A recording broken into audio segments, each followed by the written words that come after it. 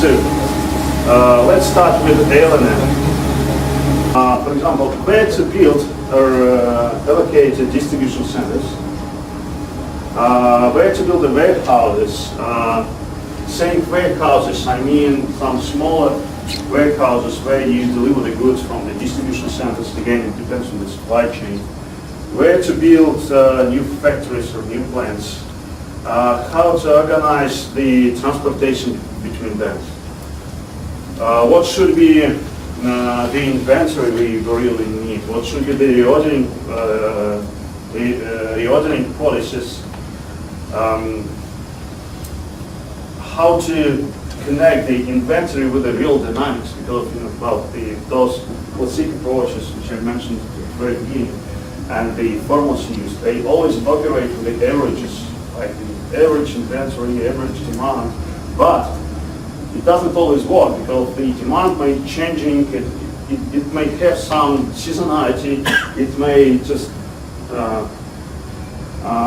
and your prediction may be wrong. Like the last year, for example, you predict the demand for air conditioning like that, but because the weather is not like you expected, it's completely different. So you have to actually dynamically adapt your supply chain to the changing demand, and the simulation modeling allows you to capture these changes. That's an important thing too. Actually, how to estimate losses because of stockouts.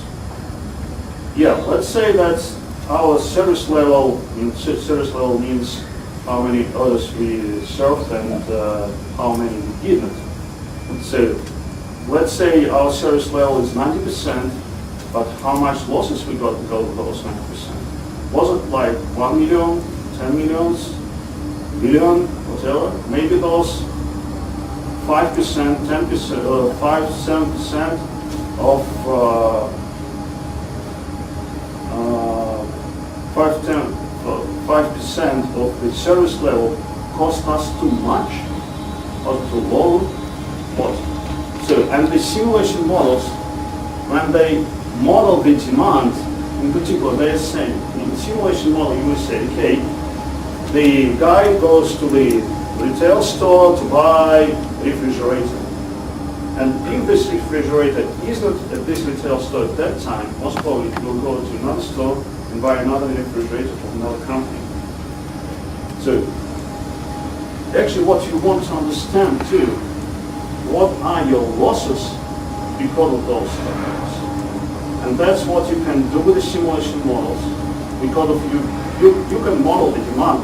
You may use these agent-based models to model the customers, how they behave when they buy the goods, so on, and this way you may try to estimate what could be your losses because of those stockouts.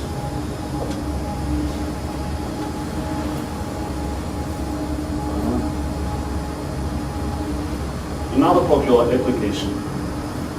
Let's say the one company bought another company, or just two companies decided to join their efforts to promote the products, to do the goods, whatever.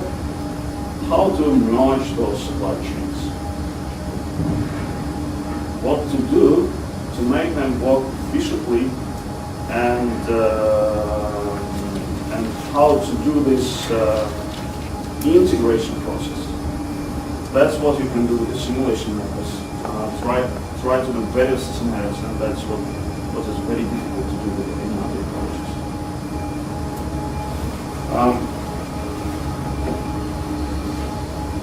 This is a screenshot of Atom. So again, it's used for a lot of things and used a lot of information. Inside, this is very simplified, but anyway, that's what is inside here. Initially it looks quite simplified, but once you edit all those rules, all those chains and so on, it will be a very complex system finally. But inside, yes, the idea is quite simple. There is a demand, there are some sourcing rules or policies, there are transportation policies.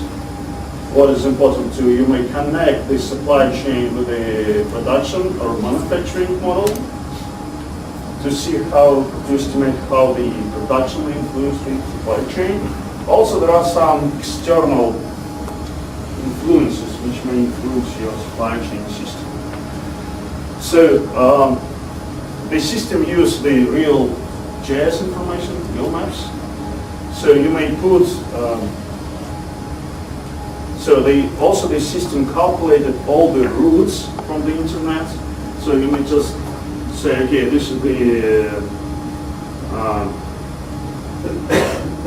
this is where the factory is located, this is where the retail store is located. You have to deliver the goods from this factory to this retailer. Then the system will find the way itself from the internet, just find the road, find the length of this road, the speed. So actually the time too, I mean how long it will take to do the delivery, but also in the input data you can define the fluctuation, I mean the variability for this, for the lead time, how much it can vary in the time because of some conditions or seasonality or whatever, traffic conditions maybe. So, any question on that slide? Because that's the basic about the system, but it's also the system itself related.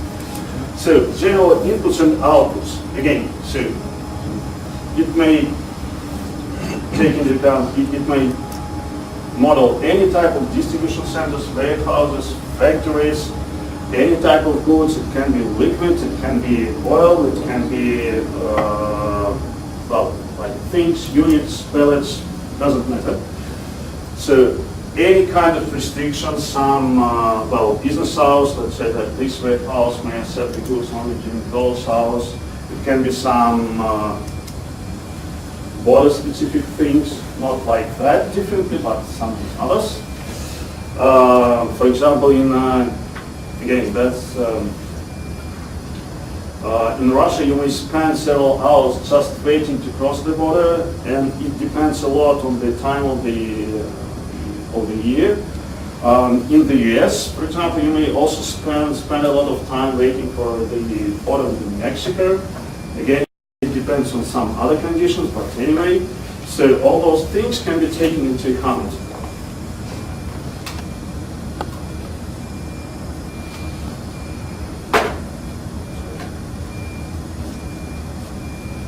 Yeah, and as output, that's the most popular output.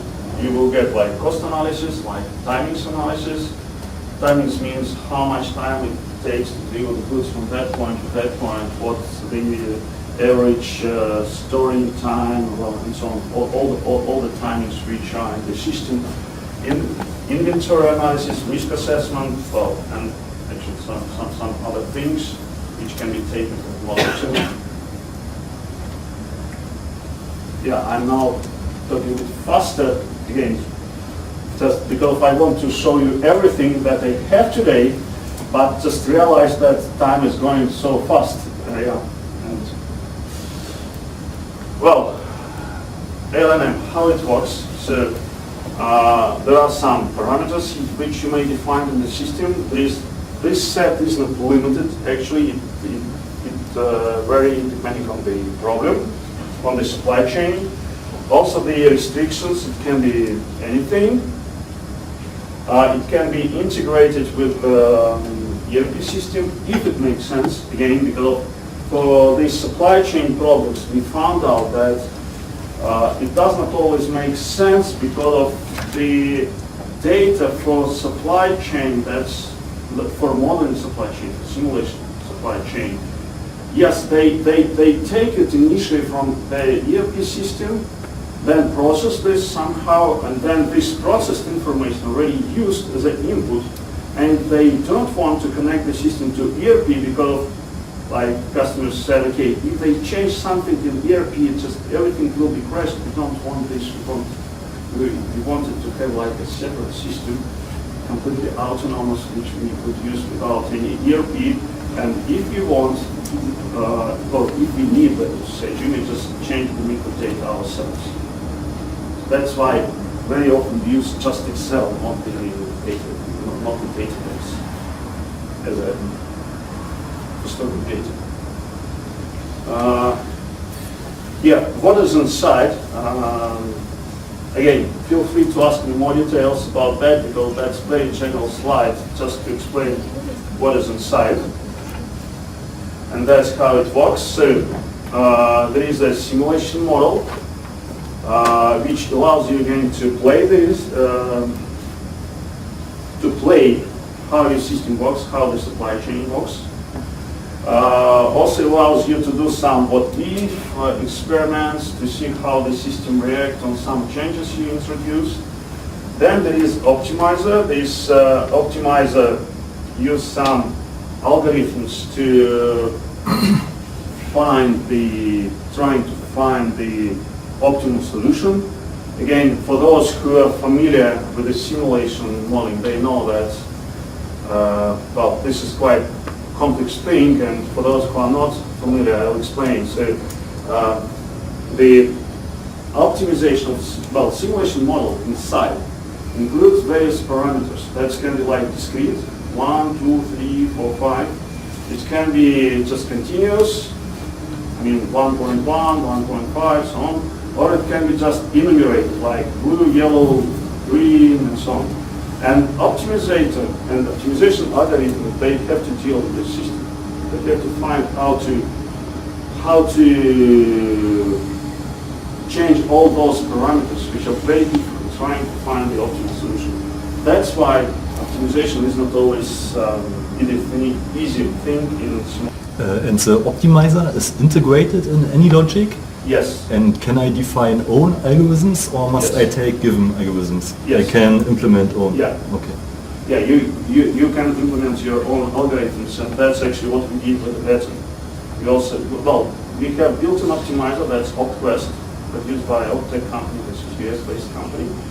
And that optimizer is being used by the most simulation vendors. Yeah, but you may plug in your own. This is the slide about the black box and simulation. So what's the difference? So, you know that many customers of us, in many cases, they started to consider us after already trying to implement something else. And one of the main reasons why they want to use simulation for supply chain modeling is that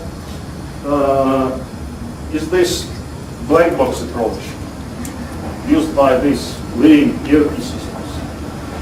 They're saying, okay, they sell us the software, they ask for the data, we supply them the data, they enter this data somehow in their system, then we get output, and we are saying, okay, is it right or not?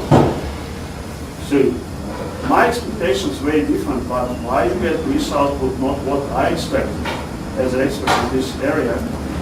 So what is my level of trust to those results? And the more interesting question they're saying, okay, once we implemented this system into the company, there is no chance for us to understand if it's really worked efficiently or not. No, this is like a black box. You put there the data, you've got some output, no idea if it's good or not. And most people just say, okay, it works, okay, fine. Probably I could do better. Yeah, I'll use just this system because my boss told me we spend a lot of money to implement this stuff, and we should not care about the efficiency of how it's good or not. So that is a very typical approach. Not approach. It's very typical problem people faced with. That's why they find trying to look for something else, something that they could understand how it works, and which could increase their trust in the results. And that's exactly what simulation does. Because simulation allows you to see how the system works, allows you to see, let's say, the inventory level, dynamic of this inventory level at the warehouse. You may track every kind of system. You may see how the system is loaded, with what kind of hardware. So you may actually track everything you want, and that increases your trust in the system. You understand how it works. And even more, if you have any assumption, like probably the system would work better if I change something. They may do those changes, minor changes themselves, and see what will be the output of the system. While with this linear equation stuff, you just, well, you are not mathematician to do all those things and understand what you have to do to try some assumptions in the test. That's why simulation has an advantage over those traditional methods. Questions about that? About other stuff? So, and this is why LNM. So I already said a bit about that. Again, this is a simulation approach which allows to capture more dynamics. This is not a black box, so you may capture various stochastic characteristics. You can do what-if analysis, which is also very important again, because, well, if you are manager and you really want your division to work well, you have to have some tool which would allow you to try your assumptions. So risk assessment, which is mostly does not provided by any other approaches except simulation. So this is the main advantages, and I'll just demonstrate you LNM. This is just briefly about the interface of the system, I mean user interface. So there can be any number of experiments. In this particular case, there are 3. Like simulation, I already said that you may define some settings. One, the experiments, see how the system works, how the drugs are moving, just try to also do some what-if scenarios and see how it will influence the system.